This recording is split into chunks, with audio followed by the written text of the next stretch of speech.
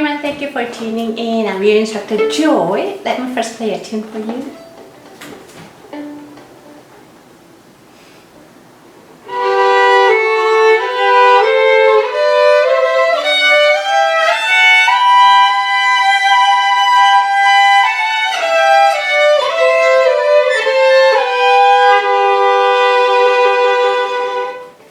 This was one octave G major scale in third, double stop of third.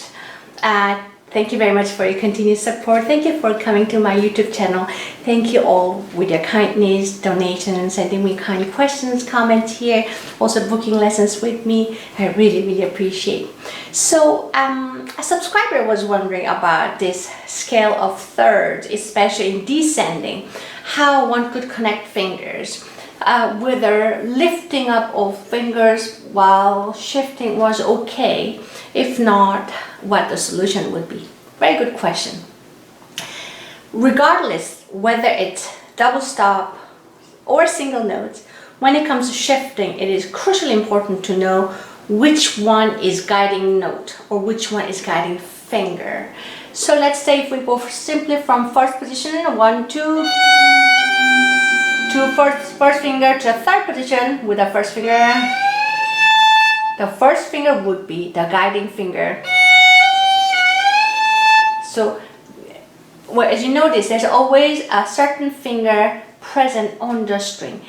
The problem with the lifting all fingers all away from the string is now you have to land it precise spot, which is very hard to do. It's not impossible, but it's hard.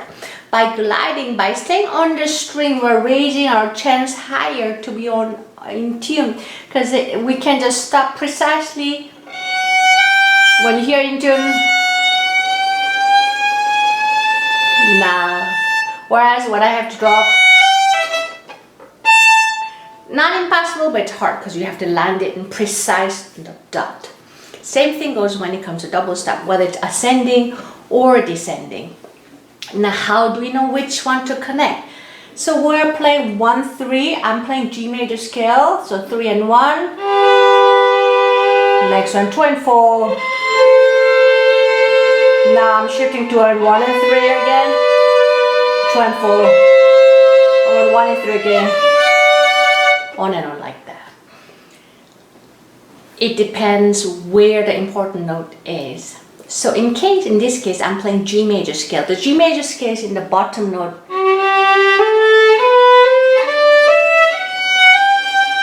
The bottom note. Therefore, the third finger, 3, 4 are the one that's going to be connecting it. So I will place both fingers, but I'm going to play only the bottom note so that you see how it goes. Now connecting to the 4, 2, 3. Connecting 4 to 3.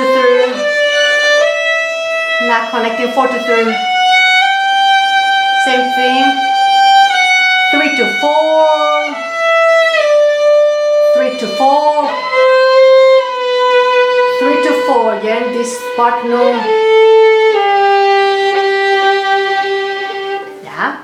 Now this is also important by listening to the bottom one in this case, because that's the G major scale. That is an important line.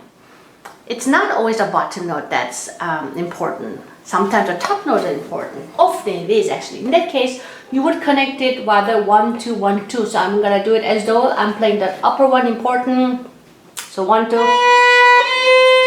Now I'm connecting. Let's see if I can show it this way. Now 2, 2, 1. 2 to 1. 2 to 1, coming down same way. 1 to 2, 1 to 2 again.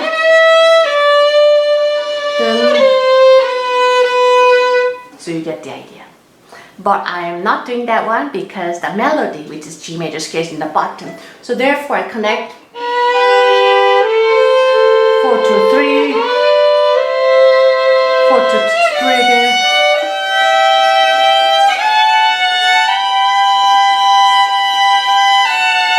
3 to 4,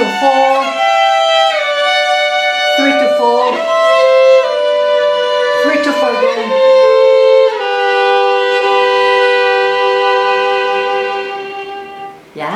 So that's when it comes to which finger to connect. Now when it comes to double step, it's more than just knowing which finger to connect. We also have to make sure the fingertip is super light while gliding. Because if you're heavy, even though you're connecting from 4 to 3, 3 to 4, it's gonna be hard to move sliding easily. So make sure your fingertip is light but still on the string, and so it's easy to glide it. Yeah. Now, I'm overly simplifying. There are a lot of things that should be studied and then talked about and taught and practiced. But when it comes to double stops, it is very important to keep everything flexible. Knowing, starting, left hand position is never one position, even though you're playing the same position. Let's say for the first position, I'm playing 1s and 1 and 3. But when I play 2 and 4, I have to lower my hand. Oh, then my thumb position changes so that I can place this very uncomfortable position. Yeah, it's very hard one to play, even though I'm playing the same first position. Be aware you have to do that. Not only that, even though we're leaving 4 fingers rather close to the string or almost on the string, you feel free to lift up the finger you do not need, because you want to release all the tension as much as possible. When you shift even more, left hand changes even more. And on top of that, the violin holding has to change too. Well, it's not has changed, but it has to be flexible. So here, when I come down, now I'm bringing my violin a little to the center. So it's like that one when I'm a little more near the 3rd and 4th position. It's easier to play when I bring my violin a little to the center, so in front of me instead of far out, like that here. But as I go down to the first position, if I keep the same way, my hand has to go this way, which is very uncomfortable. That's why I bring my violin. So let me see. From 3rd position, if I keep violin like this in the center right in front of me, when I go down to the first position, it's forward this way. It's uncomfortable. But if I bring my violin slightly to my left, it's a little easier to go down because my left arm is coming from the left side. Therefore, if I bring my violin slightly to the left, it's a little easier. It's not only easier to go down, but it's also easier to stretch. So that's another thing. Now I bring my violin slightly to my left. Then I get a little slightly to the center. Sorry. Bring to the center.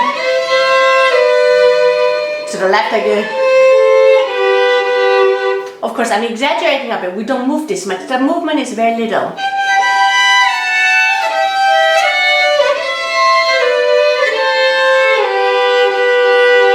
But nevertheless, moving your violin slightly center in front of you to the left helps a lot. You will soon see there's an immediate release of the tension. Yeah. Another thing when it comes to double stops, because this is hard for all of us. It's one of those one has to break down and practice many different ways. Is while place both fingers 1, 3, or 2 and 4, but play one string at a time before you play together. It's good idea to start from the note that is important. In this case, the bottom one. So starting from bottom, the G, the melody note. But notice I'm placing both fingers on, so that I can adjust the intonation of the upper one to match the bottom one. Then again, place both fingers 4 and 2, but play separately. So you can adjust the intonation of the upper one, which we call it just intonation. I made several videos about double stops and just intonation and so on. I encourage you to look it up. And I wish you all happy practicing and healthy practicing. Hope to see you again. Bye-bye.